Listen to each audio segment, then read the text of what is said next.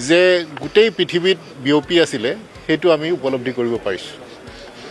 জীৱিত কালত বোধহয় আমি সেই উপলব্ধিটো কৰিব পৰা নাছিলোঁ কাৰণ আমি অলপ গানৰ মাজেৰে অলপ উপৰুৱাভাৱে জুবিনক আমি মৰম কৰিছিলোঁ আৰু তেওঁৰ মৰমখিনি আমি এজন শিল্পী এজন খুব ভাল গান লিখক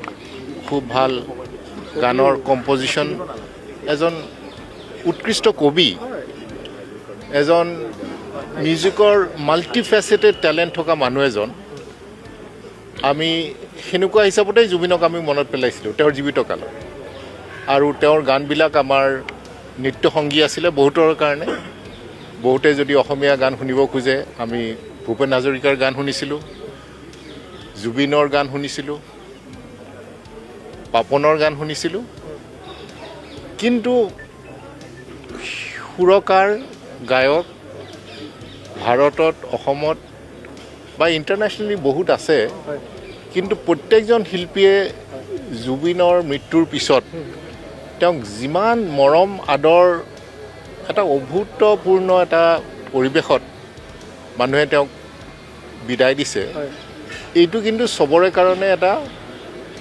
এনভিয়েবল বস্তু এটা এনেকুৱা এটা বস্তু কোনোবাই কল্পনাই কৰিব পৰা নাছিলে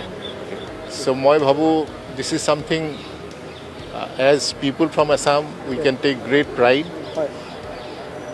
हमें गर्व भी महसूस होता है ये सुन के कि जुबिन को इतना प्यार मिला उनके जो साथी कलाकार थे उनको भी ये शायद उनके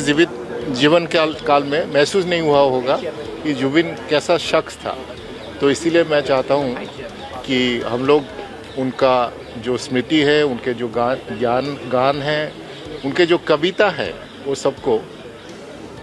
याद रखें और जुबिन के बारे में मैं यही कहना चाहूँगा कि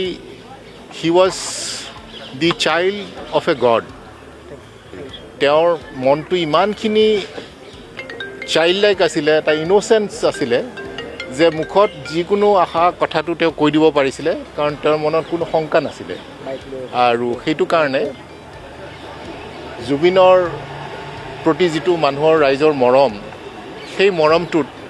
একেবাৰে নিষ্পাপ মৰম শিশুৰ প্ৰতি যিটো মৰম থাকে আমাৰ অসমৰ মানুহখিনিৰ বিশেষকৈ এটা শিশুৰ প্ৰতি থকা মৰম জুবিনৰ প্ৰতি আছিলে আৰু মই আজি এই তেওঁৰ জন্মদিনৰ প্ৰাক মুহূৰ্তত আহি জুবিনৰ প্ৰতি এই সন্মান জনাব পাই এনেকুৱা এটা পৰিৱেশত মই এটা বিশেষ অনুভূতি উপলব্ধি কৰিছোঁ আৰু মই ভাবোঁ যে জুবিন যদিও তেওঁ আমাৰ পৃথিৱীৰ পৰা আঁতৰি গৈছে কিন্তু আমাৰ মনৰ পৰা জুবিন আৰু জুবিনৰ গান কেতিয়াও সদায় থাকিব